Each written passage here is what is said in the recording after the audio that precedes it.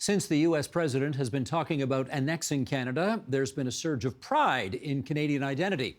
Yet, over many years, Canadians have struggled to define their culture as separate from our neighbours to the south. What sets Canada apart? Are we in need of a Canadian artistic renaissance? Let's ask. In Los Angeles, California, Tonya Williams. She is founder and executive director of the Reelworld Screen Institute. In Vancouver, British Columbia, Marsha LEderman, columnist and arts journalist at the Globe and Mail. And here in our studio, Leonard, executive director of the Writers' Trust of Canada, and Andrew Cash, president and CEO of CIMA, the Canadian Independent Music Association, and more importantly, once upon a time, David's member of Parliament. There we go. You two can shake hands since you used to be MP and constituent. There we go. And to Tonya and Marsha, thanks for joining us in Points Beyond as well. And David, with you here, I want to start with a quote from a piece that you wrote in the Toronto Star not too long ago. Sheldon, bring this up if you would, and I will read along for those listening in podcast. Much ink has been spilled in the past month about Canadian sovereignty. In an age of tariff wars, retail boycotts, and 51st state, Canadians are concerned that Canadian independence and Canadian identity are under threat. Yet largely absent from these conversations is culture, one of our great exports and a key part of our identity and sovereignty. So we're going to get into that largely absent part of what you referred to just there, and we're going to start with the most impossible question in the world to answer, which is, okay, the Canadian identity that's under threat. What is that anyway? Oh, great. Thanks for an easy one to start. First off, thanks for having culture on this show. I mean, it is underrepresented across culture. It's certainly underrepresented in our elections. It's something that a lot of people aren't talking about. But identity is story. Culture is story. And so if we have other people telling our stories, if we have people who don't share our experiences, who come from different mindsets, who are playing with a different deck of cards, telling us who we are rather than letting us tell each other who we could be, I think there's something lost there. And I think you're seeing that right now with what's happening south of the border when someone is telling Canadians, maybe here's what you should be.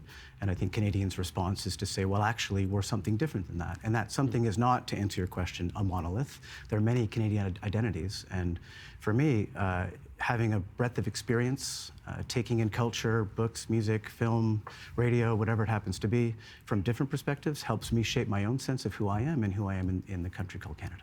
That is about as good a definition of something impossible to define as I've ever heard. So well done. Doing my best. Thank you. Well done. Yeah. And you mentioned film, so let's talk film. And Tonya, I want to go to you on that. If I want to see a Made in Canada film, what constitutes a Made in Canada film? Well, I think you're going to get more than one answer from different people that you speak with. I have, it's interesting we're having this conversation now, actually, because the CRTC is doing a number of sessions with a lot of people in the screen industry about CanCon. What is Canadian content? For me, I would like more films, television shows showing that it's placed in Canada. That's a big one for me. Of course, we want Canadians working in the content, but right now that is the best marketing tool that we have for our product to go around the world and for people to actually recognize that the location that they're looking at is Canada. And I think that's a big part of our Canadian identity. Just yesterday, I think the Black Screen Office did a summit, and they had many Black Americans there. And many of the people at the summit were emailing me going, why are Black Americans always so shocked that there are any Black Canadians? Like, why do they think that's bizarre? And it's because they're not actually aware of the content when it goes out, that's Canada they're watching, and these people are Canadians. And I guess when you say shot in Canada and looking like Canada, you don't mean made to look like an American city, but shot in Canada, right? Exactly. And I would go as far to say that I encourage international productions that want to shoot in Canada and say it's Canada. Let's embrace them as Canadian content too, because they are helping get that branding out there. We all know when we see Big Ben, we know that's London. When we see the Sydney Opera House, we know we're in Australia. We need those kind of identity things happening within our content. Gotcha. Andrew, you heard the reference to CanCon, the Canadian content regulations that have been, well, you tell me, how significant a rationale behind why we have a domestic music industry? Well, I think if you look at countries around the world of similar size, perhaps, let's say Australia as an example, who don't and haven't had that, and you see what is played on the radio and the affinity that the domestic audience has for domestic artists, you'll see a dramatic change, actually. So I think on balance, it has been a success. But you have to keep in mind that over the last 50 years, the goal was to build a Canadian industry for a Canadian audience. In other words, domestic artists for a domestic audience in a time when markets were regulated by borders. But in music, that is no longer the case. And so, as referenced with the CRTC consultations that are in process right now, what we're really needing to grapple with here is how do we present as Canadians in a global market? Not so much how do we find Canadians to listen to Canadian music, because Canadians do listen to Canadian music. So that part of it has been, I'd say, a huge success. Gotcha. Okay, Marsha, if I've asked this question once, I've asked it 100 times, and if I've heard the same answer 100 times, you know I have. You know, what does it mean to be a Canadian? Well, we're not Americans. So how much of Canadian culture, in your view, is a response to we're not Americans and we're not American culture? Yeah, I think, you know, for a long time, Canadian culture has been defined in juxtaposition to American culture, as you say, but it's understandable. We have this behemoth to the south of us, and at least I did. I grew up watching their TV shows, watching their films, which I still do, listening to their music, although CanCon, Canadian content rules for radio, did make a huge difference, at least in my coming of age, because I was listening to radio at the time. Different now. But I think, you know, culture both sort of defines and also reflects an identity. So yes, I want to see myself reflected in what I am watching or reading or listening to. So, you know, the Tragically Hip would be one example of a very successful, very Canadian band. I felt like they reflected my experience, even though, as someone just said, Canadian culture, I think, David, is not a monolith, of course. And we saw that on the Junos. You know, Canadian music is Anne Murray and Michael Bublé, but it's also Baby No Money, and it's, Snotty Nose Res Kids. So there is a lot to choose from in terms of how to reflect ourselves in our culture. I don't think I answered that question properly, but I hope you enjoyed the ramble. Well, that's what we allow on this program, so you're okay, Marsha, no problem. David, I want to pick up on your article again, in which you say, and here's another quote, in Canada, sales of books by Canadian authors represents less than 15% of total book sales. The average income of writers from writing alone is firmly below the poverty line, often reported at less than $10,000 a year. Yeah. Question, how can this be? Another softball. Yeah, I mean, like Marsha says, you know, we grow up next to this behemoth, huge amounts of culture flowing in from the US, from the UK, from around the world. And it's a crowded marketplace. And it's not just a crowded marketplace for books against other books, it's a crowded marketplace for attention. So, you know, Canadian books are competing against other books, sure, but also against Netflix, against this show, against music, against plays, against everything else as well. So in this world where there's this much competition and a lot of media pushing maybe products from bigger markets, it's tough to get market share. So that 15% is still over $1 billion in terms of industry in this country, which is extremely impressive. But writers, it's not an easy road to be a writer. And I think writers are creative entrepreneurs. They have to cobble together a living, and writing is, I'd say, more of a vocation than an occupation for most people in this country, but also it's a huge contributor to culture. And I want a world where more people can tell stories, more people can write, and have the money to do so. Because all money really buys you is space and time to write. It's rent, it's food, it's the ability to not have to work 4 jobs, but maybe work 3. Another hard road, Tonya, is the movie business, of course. Do Canadian filmmakers stand a chance against the publicity juggernaut that is just south of us, that inundates our every moment of our day with different publicity campaigns about the movies they're making? Yeah, not in the way it's set up right now. A big do not. Because probably in the US, in Hollywood in particular, they'll spend about as much in marketing as they spent on the entire production. Marketing is the biggest piece.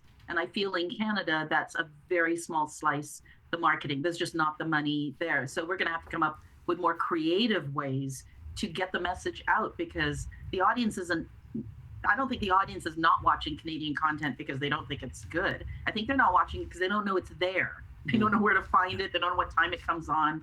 You know, that becomes a really big problem. You know, but something you said, Steve, that I just want to jump back to is, what is that Canadian identity?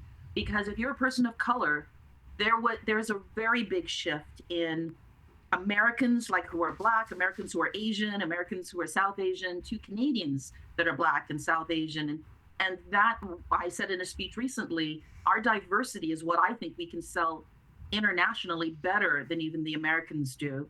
Because when I first got to the States, I remember people right away asking me, and every time I went into a meeting, where are you from? They knew immediately I was not a Black American. They knew that. And I feel our sensibility in Canada with Black people, with Indigenous people, with Asian people would read better internationally. I think they would understand our culture better in the UK and Australia and other countries more than the American version, their stereotypical roles of what Asian and South Asian and Black people are. So I wanted to go back to that point and go, we definitely have something very positive in our culture about Canadians. We're much more open, we're much more sympathetic, we're much more into hearing and wanting to embrace other cultures, other ethnicities, everything, than I feel it in America. You know, having lived down here a long time, it is very stereotypical down here, and they like to perpetuate that in their content. We are not Americans. Somebody remind Donald. Andrew, we just heard the Juno Awards referenced. I think Marsha referenced it. You went this year, yes? Yeah. What was the mood in the room like? Well, first of all, who would have thought it would have been electric or electrified by a comment by Anne Murray at this point in her career? That kind of is pretty awesome for her. She got a huge ovation when she got a huge ovation, and a little bit earlier in the show, the mayor of Vancouver got the opposite of that. Not that you can draw some line there. However, you know, that arena was packed, and people from all cross-section of Vancouver, and that's what they rallied behind. I mean, it's just for those who missed it. The Anne Murray comments got a lot of play about how she needed to live in Canada. She couldn't move to the States because it's such a fundamental part of her. What did the mayor of Vancouver say that did not work as well? I'm not quite sure what exactly didn't work, but I just think that what we're seeing is generally Canadians wanting to hear from their, you know, sort of public figures, both in word and in deed, that, you know, they have our backs on this, right? Just generally, I'd say. But I think, you know, what I'd like to just underline here is that while we're talking about culture, you really can't divorce what we're talking about from the economics of culture. And that's what essentially what I think about a lot in my current gig is that, you know, to the point made already about Canadian films not having the marketing behind it. I think there was a period where we were trying to understand how to make music and how to make films and et cetera.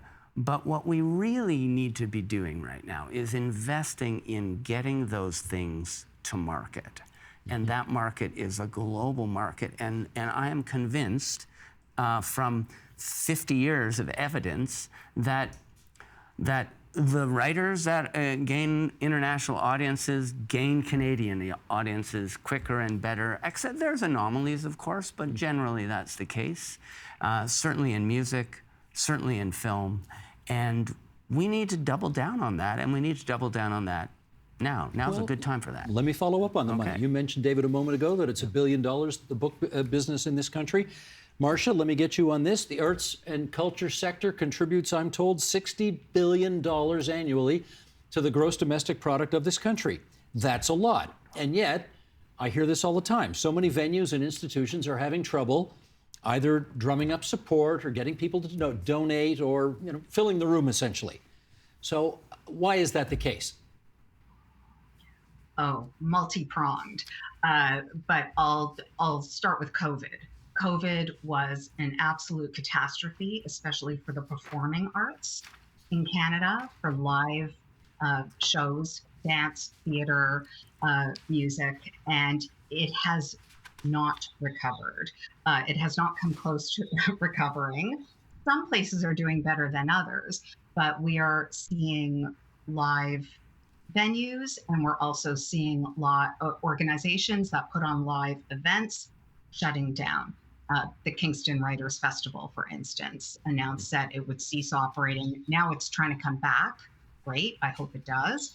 The Regina Folk Festival has ceased operations. We're seeing music venues close down because COVID took a hit. People aren't coming back, and the philanthropy is not there anymore, and the government funding is not where it was either. And I fear it's only going to get worse. So what do we do about all that, David?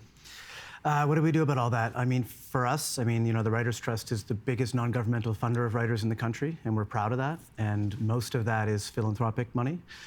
So I think a big part of it is understanding that if these gaps exist, we have to find a way to catch the people who fall through them. And the second thing we need to do is try and close the gaps. I mean, I think we have to be supporting our culture, both as people, we need to be going out to things, buying Canadian books, buying Canadian records, going to shows, but also talking about different ways to find support, corporate support, government support, individual support. This feels like the moment for that. It is. I mean, people seem to be open to buying Canadian when they go to the supermarket. Yeah. When they want to buy a book? Exactly. Do you feel more hopeful that that could be the case now? I think so. I mean, this is a great moment for, I think, Canadian pride. And again, back to something Tonya said and something I started at the beginning. Canadian pride takes many forms, many different identities, thousands of years of history in this place. And so how you react to what this country is depends on you. But I think how you react to an external pressure like this U.S.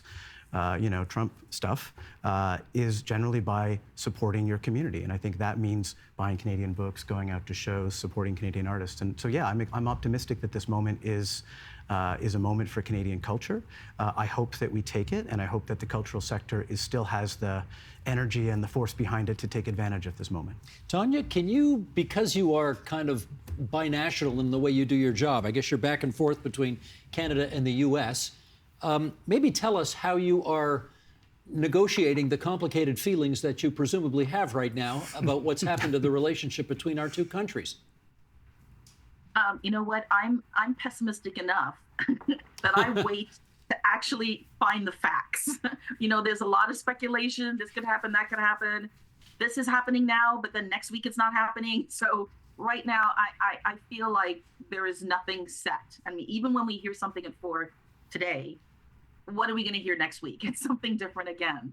But when we were talking about before about that audience and about marketing, English-speaking Canada, and I say that because I think Quebec has done a very good job in this, we don't have enough of a star system. And a star system is not about patting yourself on the back and we've got stars. The star system is actually the way you communicate with your audience. Regular people, regular audiences don't really care, especially in the screen industry, who directed it, who wrote it, who's in the background behind the camera. And if we're talking about getting international recognition more, we're going to have to put our actors front and center so that they can get that kind of adoration that is required from an audience to hook onto a show or hook onto a movie and really want to watch it. They want to support. Like if you play sports, you probably don't care as much in the people in the back. You want to know who those athletes are and what they're doing and what they're up to. I think we need more of that in English-speaking Canada. It's definitely something America does very well.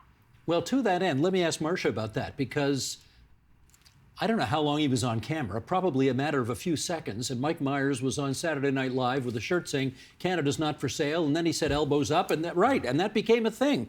That became a big thing. Do we need our Canadian cultural icons to play a bigger role internationally to kind of promote who we are? Yes. And I think they're doing a pretty good job, but I do want to hear more of that. I mean, first of all, Canadians have had such an impact on U.S. culture. You mentioned Saturday Night Live. Lorne Michaels is Canadian, the man who created it and who is still running the show. And so are many other funny American stars who are actually Canadian. Martin Short, the Ryans, Gosling and Reynolds, Will Arnett, Seth Rogen, Catherine O'Hara. Eugene Levy, and Dan Levy, his son. I do want to hear from all of them. And you know what? I was really proud, going back to the Junos, listening to Michael Bublé take that on. And I think Baby No Money said something as well. And what did he say? What was that he said? Remind us, Marsha. Think about Elon Musk. But I'm not going to repeat it. But, did you watch the Academy Awards? Hardly anybody said anything. That really bothered me. I think this is a time we've got this star system, and stars have a lot of power over the hearts and minds, especially of young people. So we need to hear from you now. Andrew, here we are. The Junos came up again, and Anne Murray's come up again. So let's show the clip, because she was a superstar that night. So, okay, Sheldon, if you would, let's roll it. Anne Murray from the Junos. Because the majority of my work was in the U.S., I was pressured very early in my career to move to New York or Los Angeles, and I just couldn't do it. I knew instinctively that I needed a place to go to escape when my work was done. Canada was my safe haven, my safety blanket, my light at the end of the tunnel, and it still is. Thank you very much. I don't know about you guys, I'm getting all verklempt watching that. I mean, that's just fantastic. But how much pressure is there? I mean, look, you're in the music business. You're the Grievous Angels still in business. You and Chuck Angus still doing your thing. How much pressure is there to kind of make it in the United States and go down? Well, there's two different things here that you're talking about. One is making it in the United States. The other is moving to the United States, right? They are two different things. And I'd like to talk a bit about the moving part, because we're in a moment that's similar to the moment we were in COVID, which is that suddenly, overall, we're looking at the arts and culture sector. It's like, hey, geez, I didn't notice we got this thing here, and maybe we should think about it. I think we missed a huge opportunity then, which was to think structurally about how do artists and those in the sectors, how do they live? How do they work?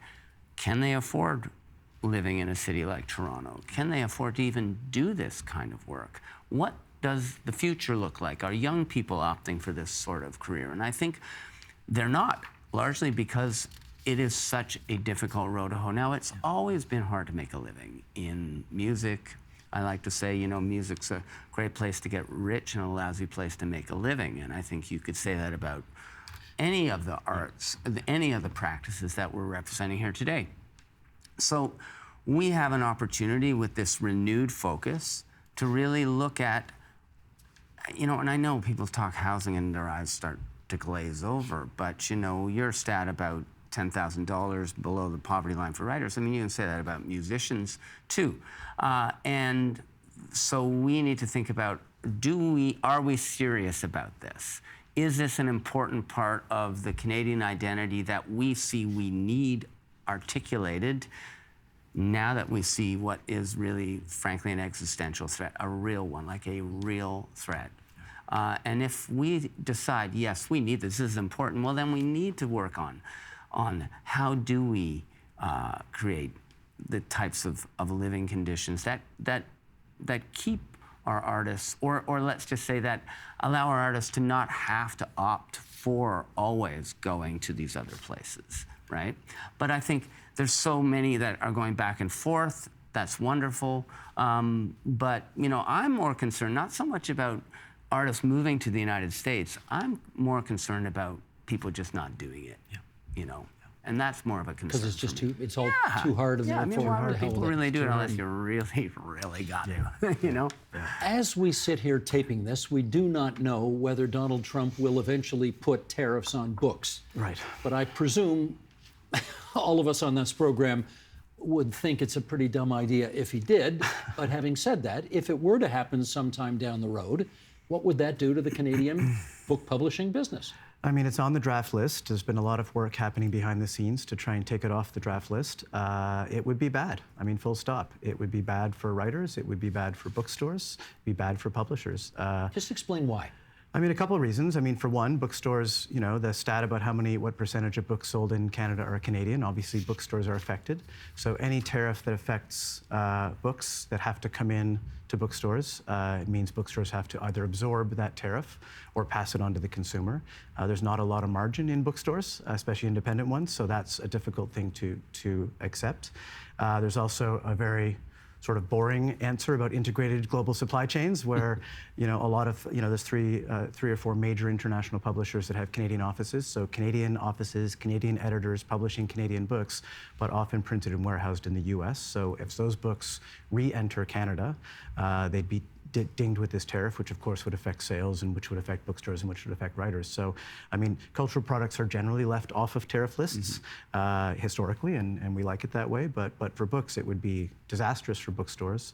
Most of our best-loved, best-selling writers would sell fewer books, and more people would be turning to books or other products that are cheaper. You know, Marsha, one of the things that we've seen lately is that if, for example, you go to I don't know if it's this way at the Canuck games, but I can tell you it sure is at the Leaf games, the Star-Spangled Banner gets booed, not by everybody, but certainly by enough people to notice. O Canada is sung as fervently as I've ever heard it, especially when you get to the part where our true north strong and people scream free. Even at the National Ballet, they are singing O Canada before the performances start. Wow. Tell us about that. What does that tell you about this moment?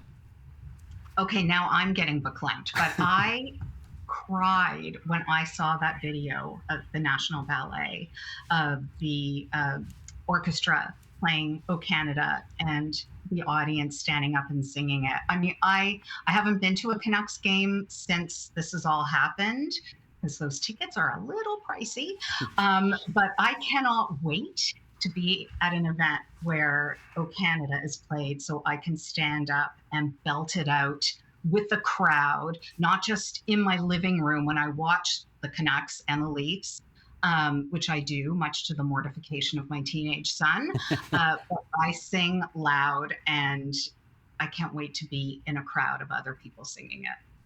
Beautiful. You know, Tonya, when I was a kid and you went to just a regular everyday movie on a Saturday afternoon, they used to play O Canada before the movie started. They don't do it anymore. They haven't done it for years. Should we do it again? It can't hurt. I say, yeah, let's put it up and let's get the words up there, because I didn't come to Canada till I was 12, but for newcomers that are coming, they may not know the words. So let's get them up on the screen so they can sing along with us. That sounds like a cool idea. Yeah. David, back to what's going on in the United States right now, and you are seeing a, pretty widespread cancellation of a lot of the DEI initiatives that had been undertaken in previous administrations, yeah. And Donald Trump and Elon Musk are sort of, canceling all of that stuff right now. Do you see any spillage over the border of that effort? I mean, I hope not. I mean, diversity is a reality. You can, that's the D in DEI, right? And it's a reality in this country, and it should be a reality in this country.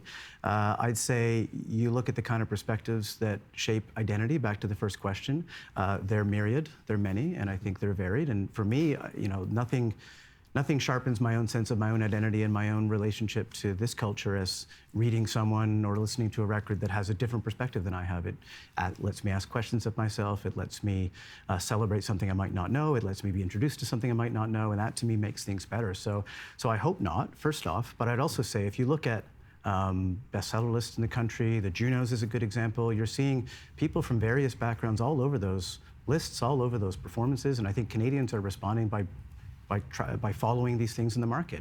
They're buying Canadian records, they're buying Canadian books, they're watching Canadian films from people from different backgrounds. And I think that is a reality. So whether these DEI, the chill affects the industry, who's to say? But I think the market is there for books from a diverse perspectives. I mean, you look at our award winners.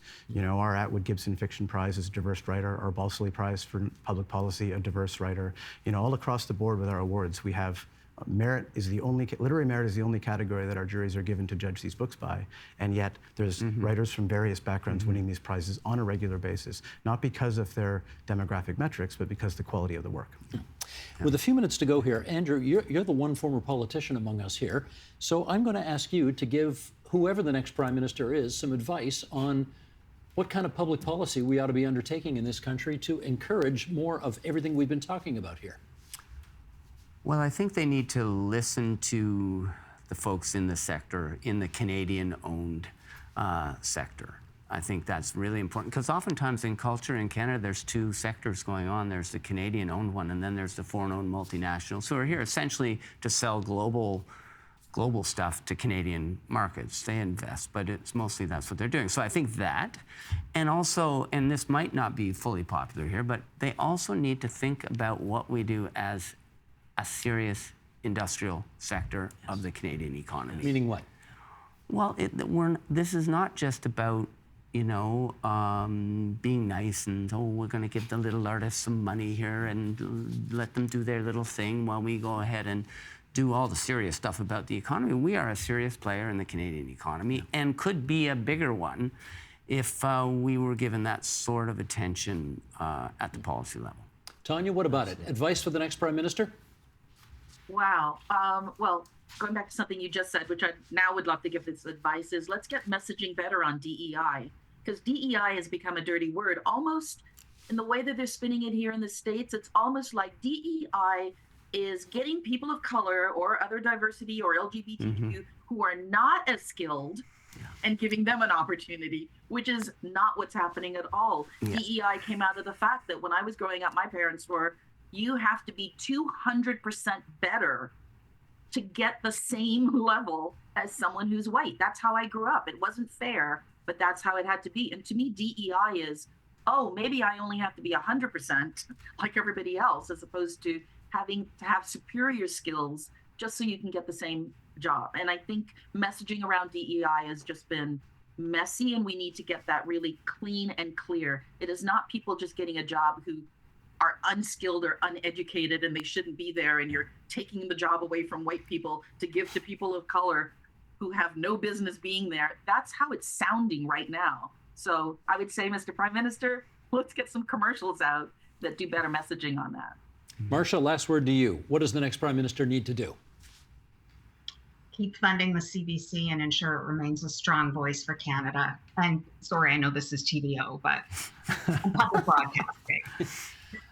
Well, we're a provincial broadcaster, so we don't necessarily, we are not necessarily affected in the same way as the CBC is by the results of the federal election. But what about broader than just CBC? What about theater? What about dance? What about movies? All of that. Books. Yeah. Absolutely. Well, first of all, no counter tariffs on books. I hope there are no tariffs on books, but also increased funding through Canadian Heritage for the Canada Council and other granting bodies for both organizations and artists. This is an existential crisis for them. They are desperately in need of funding from what has been a shrinking pot.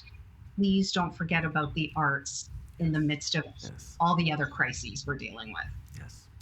That seems like a great place to leave this. Mr. Director, thank you for the foreshot, as I thank David Leonard from the Writers' Trust of Canada, Andrew Cash from CIMA, the Canadian Independent Music Association, Tonya Williams, Reelworld Institute and Film Festival, and Marsha LEderman, Canucks and Leafs fan. How you square that, I do not know. For the Globe and Mail out there on the left coast. Thanks so much, everybody, for this great discussion tonight here on TVO. Thank you. Thanks, Dave. Bye-bye.